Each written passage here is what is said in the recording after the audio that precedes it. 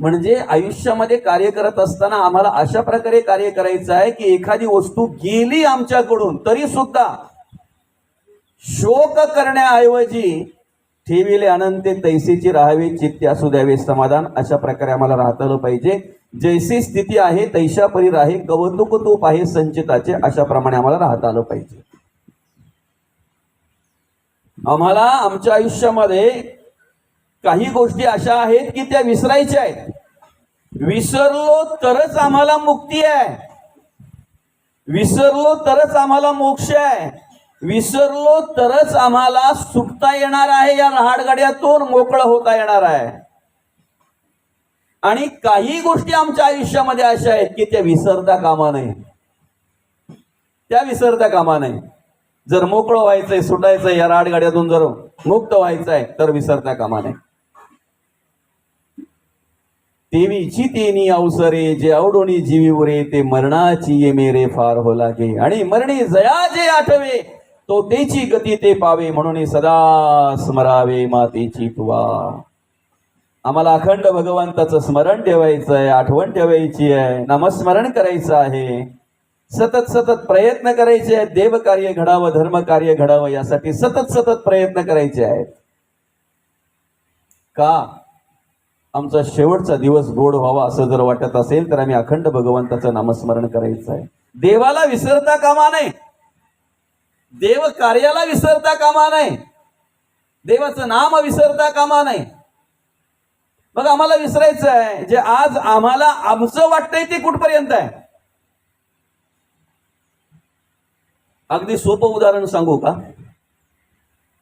Pen मध्ये सुद्धा जोपर्यंत शाई आहे ना, लिहिताय ना, तोपर्यंत माणूस खिशाला आवडीला लावतो मौली. काय बरोबर आहे ना? एकदा काय शाई संपली, लिहायचं बंद झाला की आवडीने खिशाला वापरणारा तो पेन, लावणारा तो पेन, तो माणूस एकदा संपला ना, तो एक मिनिट पण खिशाला ठेवत नाही. संपलेला पेन, संपलेला पेन ठेवत नाही, ठीक आहे.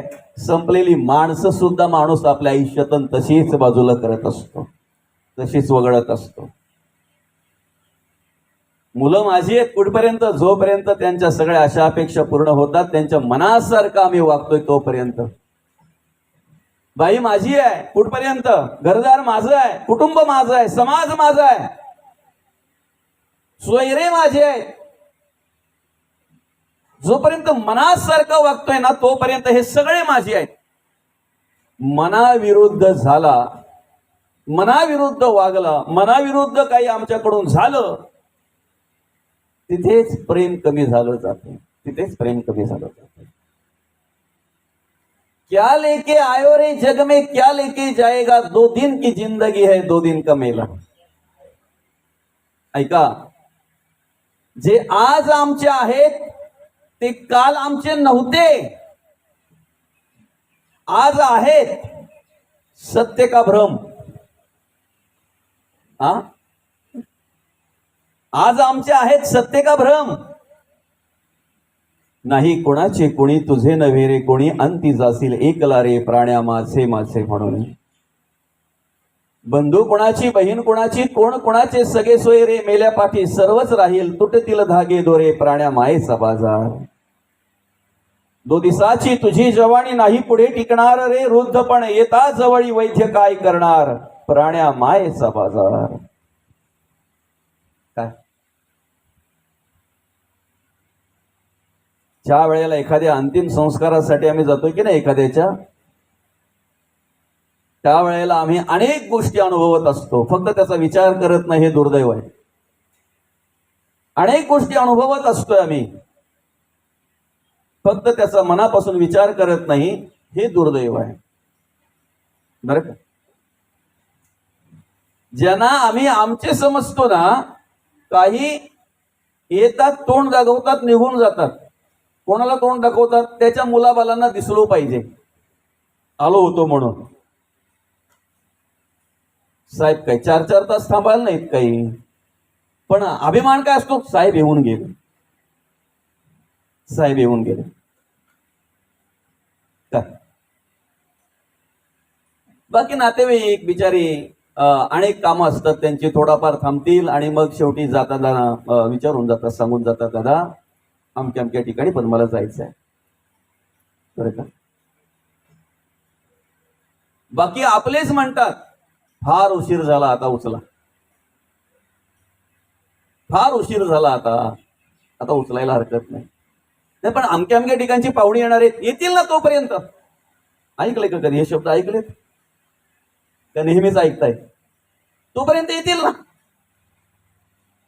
काही घरापर्यंत असतील, काही दारापर्यंत असतील, काही शिवीपर्यंत असतील, काही विसाव्यापर्यंत असतील, काही स्मशानापर्यंत असतील, काही अग्निदेहीपर्यंत असतील. पण दादा अग्नी दिल्यानंतर त्या शरीराला, त्या देहाला ज्याने काबाड कष्ट केले, ज्यांनी मेहनत केली, ज्यांनी हाडाची काढ केली, रक्ताचं पाणी केलं, देह झिजवला आणि देह झिजवता त्याचं स्वतःचं काही त्याला करता आलं नाही, काही त्याला स्वतःचं काही साधता आलं नाही दादा. सगळं नियोजन जळत असतंय, सगळ्या आशा अपेक्षा जळत असतात त्या देहाच्या बरोबर. त्याचं आयुष्य आणि आयुष्याची त्या ठिकाणी संपूर्णपणे जे काही कर्म केलेले असतात, जे काही कार्य केलेलं असतंय, त्याचं सगळ्याचा शेवट झालेला त्या ठिकाणी आपल्याला पाहायला मिळतो. एकट्याला जळावं लागतं, एकट्याला. कोणाचा पिता जगी या माता ही कवणाची, कन्या पुत्र ही नसते आपले भार्या, तर परक्याकडची बंधू भगिनी सगळे सोयरे, आपता इष्ट संपत्तीची कोणी नसे या जगी आपले, धरी कासतो धर्माची. म्हणून तर जगद्गुरु तुकोबा आम्हाला परत परत मार्गदर्शन करत असतात. नको नको मना गुंतो माया जाळी, काळाला जवळीक रसावया, काळाची एवढी पडेल बा, जेव्हा सोडविना तेव्हा माय बाप, सोडविना बंधू पाठीची बहीण असे, तिची कामीन दूर राहील, सोडविना राजा देशीचा चौधरी, आणि सोयरी भली भली, तुका म्हणे तुला सोडविना कोणी, एक चक्र पाणी वाचवले. आज आमचे आहेत कुठपर्यंत? भांड्याला भांड लागत नाही तोपर्यंत. एकदा भांड्याला भांड लागलं यांचं की तिकडे भांडी वाजायला सुरुवात झाली समजा, भांडी पडायला सुरुवात झाली समजा. मनासारखं होतंय तोपर्यंत सगळे आमचे आहेत. मना विरुद्ध झालं की आपलीच माणसं आपली ओळख करून देताना काय म्हणतात, तो आमचा होता आता आमचा राहिला नाही. कित्येक बहिणी भावांच्या राहिल्या नाहीत, त्याला कारण काय? कित्येक भाऊ बहिणींचे राहिले नाहीत, त्याला कारण काय? जिवंत असताना काही बहिणी म्हणतात आमच्यासाठी आमचे भाऊ, काही भाऊ म्हणतात आमच्यासाठी आमच्या बहिणी. तर प्रेम जास्त झालं म्हणून काय? जीव जास्त झाला म्हणून काय? आसक्ती निर्माण झाली अतिशय जास्त म्हणून काय? मनाविरुद्ध झालं की अशी अवस्था पाहायला मिळते. मग आज जे आमचे आहेत ते कुठपर्यंत? अहो एकदा आपण निरोप घेतला ना की आपोआप वारस तयार होतात, आपोआप. आजा गेला, पणजा गेला, बाप मसने गेला, एकदा तो सातबारा काढा, फेरफार काढा, मग कळेल तुम्हाला आतापर्यंत किती गेले ते. काय आतापर्यंत किती गेले? फेरफार काढा. त्याच बांधावर उभे राहून बोलणारे, ह्या बांधापासून तर त्या उंबराच्या झाडापर्यंत किंवा त्या आंब्याच्या झाडापर्यंत, बरं का, ते झाडही तिथेच आहे, तो बांधही तिथेच आहे, ती शेतीही तिथेच आहे. एकदा आपण निघून गेलो की आपलं घर किती दिवस आपल्या नावावर? आपण जे माझं घर म्हणून ओळख करून देतो, हे माझं घर कुठपर्यंत, कितपर्यंत? आणि संपत्ती वगैरे जर म्हणाल ना, पैसा अडका साधन संपत्ती, अतिशय सोपं उदाहरण दिलंय बघा. संपत्तीचं उदाहरण देत असताना कुठपर्यंत आहे आपली? ऐसी ही सृष्टीची चाली संपत्ती दुपारची सावली म्हटलेला आहे. संपत्ती दुपारची सावली. मौली आता 12 वाजता जर आपण रस्त्यातून चाललो ना, 12-1 वाजता, तर आपली सावली आपल्याला सोडत नाही, आपल्या बरोबर चालते ती. पण तिचा अभिमान जर आम्हाला असेल ना, माझी सावली मला सोडत नाही, माझ्या बरोबर चालते, जरा संध्याकाळच्या वेळेला तीच सावली मला शोधून दाखवा बरं, आपलीच सावली. वैसा तरी निघून गेली हळूहळू.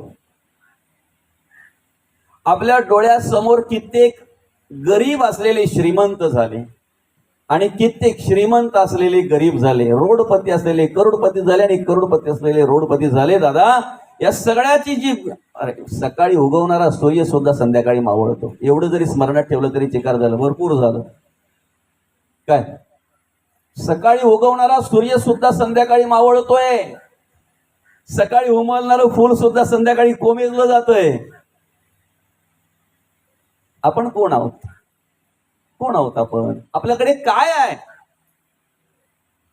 कशाचा अभिमान आहे आपल्याला आणि कशाच्या अभिमानाने आपण या ठिकाणी कार्य करतोय? जन्माला येण्याच्या आधी जे आज आम्हाला आमचे वाटतात ते आमचे नव्हते, आज आमचे वाटतात. हा सत्य की भ्रम? प्रत्येकाने मनापासून विचार करा, मग तुम्हाला कळेल सत्य की भ्रम. भ्रम भ्रम बरं का? आणि उद्या आमचे असणार आहेत. दादा एकदा अंतरात्मा निघून गेला ना, तो आहे तोपर्यंत या देहाला किंमत आहे. तो आहे तोपर्यंत या सगळ्या गोष्टी काही आम्हाला पाहायला मिळतात. तो लाख हिफाजत कर ले, लाख करे रखवाली, उड जाएगा एक दिन पंछी रहेगा पिंजरा खाली. बरं का? साले हे शरीर कोणाचे सत्य कोण बोलवी ते हरिविणा, देखावी ऐकावी एक नारायण तयाचे भजन चुको नका. माणसाची देव चालवी अहंता, मीची एक करता म्हणू नये. वृक्षाचेही पान हाले त्याची सत्ता, राहिली अहंता मग कोठे. आजची स्टेटसची व्हिडिओ आहे माझी. काय तारुण्यामध्ये जो माणूस बोलतोय ना, लात मारीन ते पाणी काढीन, एवढी ताकद असते त्याच्याकडे, एवढी शक्ती असते. अंतरात्मा निघून गेल्यानंतर आपले डोळे आपण मिटू शकत नाही. जर उघडे ठेवून गेला ना देव आपले डोळे, तर ते मिटण्यासाठी इतरांना हात फिरवावा लागतो. आता इथे बसल्यापासून तुम्ही कितीतरी वेळा डोळे हापझाप केले तुम्ही. आता बघता बघता माझ्याकडे 2-4 वेळा झालं ते बघा. सहज ना, डोळ्यांची पापण्यांची उघडझाप आपण सहज करतोय ना, तेवढीही उघडझाप आपण करू शकत नाही. तेही ताकद, तीही शक्ती राहत नाही. ती शक्ती राहत नाही.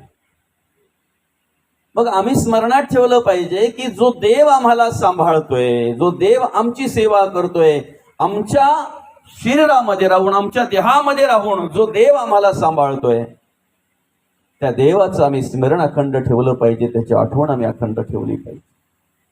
त्या देवाचा विचार आम्ही केला पाहिजे. त्या देवाचा विचार केला पाहिजे.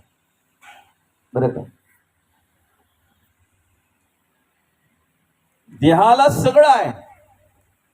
जाणं आहे, येणं आहे, जन्म आहे, मृत्यू आहे, जय पराजय, सुख दुःख, मान अपमान आदी करून सगळ्याच गोष्टी देहाला स्पर्श करत असतात. देवाला काय नाही. जाणं येणं देवाला की देहाला? जन्म मृत्यू देहाला की देवाला? देवाविषयी ओळख करून देताना भगवंत म्हणतात, नैनम छदंते शस्त्राणी नैनम दहती पावका, न चैनम क्लेदंती पो न शोषयती मरुतहा. काय नभासारिखे रूप या राघवाचे, पुढे नभी वावरे जो अनुरेणू काही. पुढे वसे हृदयी देव तो जाण ऐसा, नभाचे परिव्यापको जाण तैसा. तुका म्हणे पोते देवे भरिले नोहे रीते. देवाचं कार्य कसं याची ओळख करून देताना माऊली म्हणतात, म्या बोलविल्या वेदू बोले, म्या चालविल्या सूर्यो चाले, म्या हलविल्या प्राणो हाले, जे जगाते चालिता. ही सगळी सत्ता त्या देवाची आहे. येणं जाणं देवाला नाहीये, देहाला आहे. मरणोत्तरच्या प्रवासामध्ये बघा, जन्माला येण्याच्या आधी आज जे आमचे आहेत ते आमचे नव्हते, आज आहेत आमचा भ्रम. मरणोत्तरच्या वेळेला, मरणोत्तरच्या प्रवासामध्ये ह्याच्यापैकी काय आपल्या बरोबर असेल सांगा मला? एकदा अंतरात्मा निघून गेला की जीवात्म्याचा जो मरणोत्तरचा प्रवास सुरू होतो, त्या प्रवासामध्ये कोण आहे? आपली मुलं बाला, आपली बाई, आपले आई वडील, आपले सोयरे, आपले मित्र. एकट्याने प्रवास करावा लागतो. जो गेला तो. जिंदगी एक किराए का घर है, एक ना एक दिन बदलना पड़ेगा। मौत जब तुमको आवाज देगी, घर से बाहर निकलना पड़ेगा। सांझ के बाद होगा सवेरा, देखना है अगर दिन सुनेरा। पाव फूलों पे रखने से पहले तुमको कांटों से चलना पड़ेगा। जिंदगी एक किराए का घर है, एक ना एक दिन बदलना पड़ेगा। जावंच लागेल। गेल्यानंतरचा प्रवास काय आहे? भांडणाऱ्या बाया सुद्धा बोलतात, किती अति करते वरती, जागा तर चांगली भेटली पाहिजे. म्हणजे भांडणाऱ्यांना सुद्धा वरच्या जागेची काळजी आहे. काय परमार्थिक माणसाने वरच्या जागेचा विचार करावा, आध्यात्मिक माणसाने, आध्यात्मिक विचाराच्या माणसाने वरच्या जागेचा विचार करावा, ठीक आहे. पण भांडणाऱ्या महिलांनी, भांडणाऱ्या पुरुषांनी सुद्धा वरच्या जागेचा विचार करावा, ज्यांना खाली धड राहता येत नाही, ज्याला खाली धड कर्म करता येत नाहीत, व्यवस्थित राहता जगता वागता येत नाही.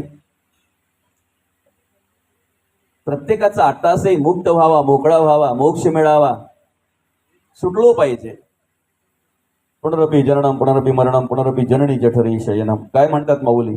उपजे ते नासे आणि नासे ते पुनरपी दिसे, हे घटिका यंत्र तैसे परिभ्रमेगा. मोकळं व्हायचंय, सुटायचंय, मुक्त झालं पाहिजे. मग काय शेजाऱ्यांच्या हातात आहे का? मुक्त व्हायचंय, मोकळं व्हायचंय, शेजाऱ्यांच्या हातात आहे? नातेवाईकांच्या, मित्रांच्या नाही. तूच आहेस तुझ्या जीवनाचा शिल्पकार. आपुली यापन करा सोडवण संसार बंधन तोडावे.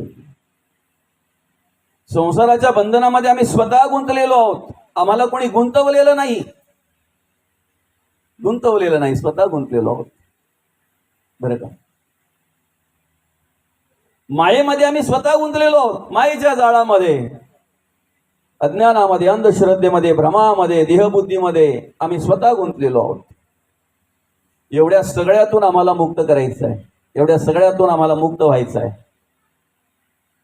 होता येईल ना? का होता येणार नाही? बरं का? फक्त आम्ही जगता वागताना विचार केला पाहिजे की या ठिकाणी आम्ही जी कर्म करतोय, जसं वागतोय, जसं जगतोय, तसं मरणोत्तर आमच्या प्रवासामध्ये ते आम्हाला उपयोगी येत आहे. वर्तमान कालामध्ये जी आम्ही कर्म करतोय ना, भविष्यात तीच आम्हाला आमच्या उपयोगी येणार आहेत. फक्त दुर्दैव एवढंच आहे, आम्ही स्वतःच्या सुखाचा विचार करतोय,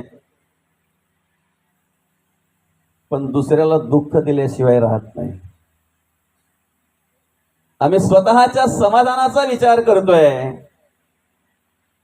दुसऱ्याच्या मनाला, जीवाला लागेल असं वागणं आमचं असतंय. आम्ही स्वतः जगण्यासाठी प्रयत्न करतोय, जगण्यासाठी धडपड करतोय, पण प्राण्या पक्ष्यांचा जीव घेतल्याशिवाय आमची भूक भागत नाही. असे कितीतरी आहेत, त्यांच्या जीवाचा विचार आम्ही करत नाही. आमच्या जगण्या वागण्याचं सगळ्या प्रकारचं सूत्र आमच्या जवळ आहे. एखाद्याला खरड्यात पाडण्यासाठी जर आम्ही खरडा खोदत असू तर याचा विचार आम्ही पहिले केला पाहिजे. तो पडायचा तेव्हा पडतोय, पण आम्ही पहिले त्या खरड्यात उतरतोय. आम्हाला पहिले त्या खरड्यात उतरावं लागत असतंय. का? ज्या वेळेला दुसऱ्याच्या वाईटाचा विचार आम्ही करत असतो ना माऊली, त्या वेळेला नुसता विचार जरी मनामध्ये आला तरी तिथून पाप जोडलं जात आहे. करायचं लांब गेलं, वाईट करायचं लांब गेलं, वाईट करायचा विचार जरी मनामध्ये आला तरी तिथून आमच्या ते पाप जोडलं जात आहे, पाप जोडलं जात आहे.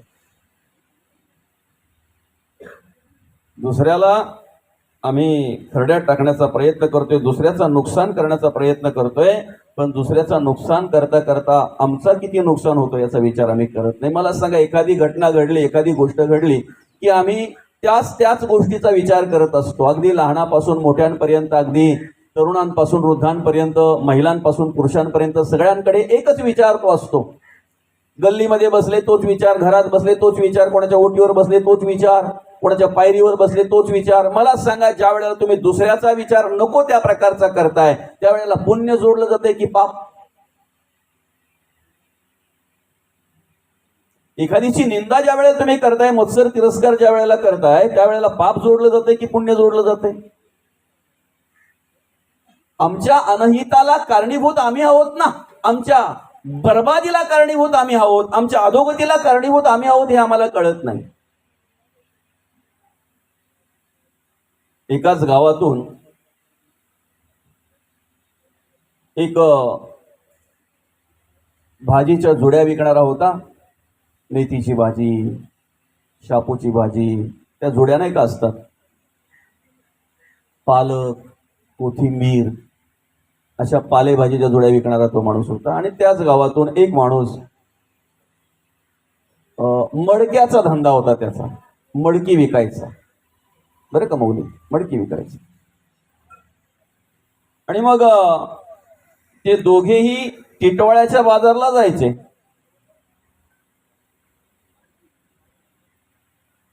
तिथे ते भाजीपाला विकणारा तो भाजीपाला विकायचा आणि मडकी विकणारा मडकी विकायचा. आता नेहमी जात असल्या कारणाने मग एकाच रस्त्यातून जाणं व्हायचं त्यांचं. एकच वेळ होती, एकाच बाजार होता, त्यामुळे त्यांची ओळख झाली चांगल्या प्रकारे. तर गावातून असल्यामुळे ओळख तर होतीच, पण अधिक अधिक अधिक अगदी त्यांची मैत्री झाली. आणि अधिक मैत्री झाल्यानंतर त्यांनी विचार केला की बघ म्हणे, तुझाही बराच ओझा असतोय, माझाही बराच ओझा असतोय, दोघेही आपण एवढ्या लांब पर्यंत डोक्यावर घेऊन येतोय, किती हैराणी होते ना आपली. म्हणून मग दोघां मिळून त्यांनी एक गाढव विकत घेतलं. बरं का, दोघां मिळून एक गाढव विकत घेतलं त्यांनी. आणि मग झालं, त्या गाढवाच्या एका बाजूला मेथीच्या वगैरे त्या जुड्या असायच्या, पालेभाजीच्या त्या ठेवायच्या, आणि तेवढ्याच वजनाची एका बाजूला मडकी ठेवायची. समान वजन झालं की ते दोघेही त्या गाढवाला घेऊन टिटवाळ्याच्या बाजारला ते सगळं घेऊन जायचे. नेहमी काय होते व्हायचं माहितीये का माऊली, मडकेवाला जो होता तो मडक्याच्या बाजूला असायचा आणि भाजीपालावाला जो होता तो पालेभाजीच्या जोडीला त्या बाजूला असायचा. एक दिवशी काय झालं, दोघांची आदला बदली झाली. हा इकडे राहिला, तो तिकडे राहिला. मडकेवाला राहिला त्या भाज्याच्या जोड्या होत्या त्या बाजूला आणि भाजीच्या जोड्यावाला राहिला त्या मडक्यांच्या बाजूला. तशी गाढवं हुशार असतात. गाढव रोजच बघायचं मागं वळून, पण तो विचार करायचा नाही, हा ह्या बाजूला आहे, ज्याचा माल आहे तो त्याच बाजूला आहे, म्हणजे आपण काही धडपड करून चालणार नाही, फटके खावे लागतील. गाढवांना कळते बरं का. आणि खरंच गाढवं हुशार आहेत. मी आता एक 10-12 दिवसापूर्वी बघितलं. मी तिकडनं पळसोलीवरून इकडे येत होतो माऊली, बरं का, आणि संध्याकाळची वेळ होती. त्यावेळेला रस्त्यामध्ये असे 2-4 बाटल्या पडल्या होत्या. हळदींचं सीझन आहे ना, कोणाच्या तरी त्या 2 व्हीलर वरून वगैरे काहीतरी पडल्या असतील, त्या मागे वगैरे कोसल्या असतील. 2-3 बाटल्या पडल्या होत्या तिथे. ते गाढव असं बरोबर अगदी बाजूला फिरत होतं, ते इकडे तिकडे, जवळ पण नाही गेलं त्या बाटलीच्या. बरं का, माणूस असतं तर तिथे आता बाटल्या कसल्या होत्या ते आपण सांगायला पाहिजे का तुम्हाला? हळदींचा सांगितलं, झाला ना, विषय संपला ना. आता अजून काय सांगायला पाहिजे. आणि मग त्या गाढवाने बघितलं की अरे हा माणूस इकडे, तो माणूस तिकडे. मग त्याने हळूच मागे वळून बघितलं. त्याचं तोंड मागे वळल्यानंतर त्या नेमका जुडीला लागत होतं. एक एक जुडी करता करता करता करता त्याने थोड्या जुड्या खाल्ल्या. आणि हा पाहतोय मडक्यावाला की त्या पालेभाज्याच्या जुड्या खातोय. खाऊ दे ना, आपलं कुठं काय त्याच जाते, आपलं कुठे काय जाते. बरं का, तो तिकडे आहे, त्याला माहित पण नाही इकडे गाढवाने काय करायला घेतलंय ते. खातोय म्हणे, खाऊ दे. ज्या वेळेला जुड्यांचं वजन खाऊन खाऊन कमी झालं ना, ते वजन कमी झाल्याबरोबर इकडे मडकी सगळीच्या सगळी पडली. बरं, पडल्यानंतर जुड्या तरी थोड्याफार उपयोगी आल्या ज्या राहिल्या त्या, पण मडकं एकही राहिलं नाही. मला सांगा, कोणी कोणाचं नुकसान केलं? कोणी कोणाचं नुकसान केलं? एवढा जरी आम्ही आमच्या आयुष्यामध्ये बोध घेतला ना, विचार केला ना, तरी कोणालाही दोष देणार नाहीत. कोणालाही आम्ही दोष देणार नाहीत. काय, आमचं जे काही चांगलं होतंय तेही त्यालाही कारणीभूत आम्ही आहोत, आणि जे काही वाईट होतंय स्वतःला शोधा, स्वतःकडे पहा. वादाचा विषयच येणार नाही त्या ठिकाणी, वादाचा विषयच येणार नाही. स्वतःला शोधता आलं पाहिजे. रावणाची लंका जाळली म्हणतात, खरे का? हा, रावणाची लंका जाळली म्हणतात. कोणी जाळली बरं? रावणाची लंका जाळली कोणी? मारुती रायांनी जाळली असं जे आम्ही म्हणतोय तो आपला भ्रम आहे. मारुती राया काय लंका जाळायला गेले होते का? मारुती राया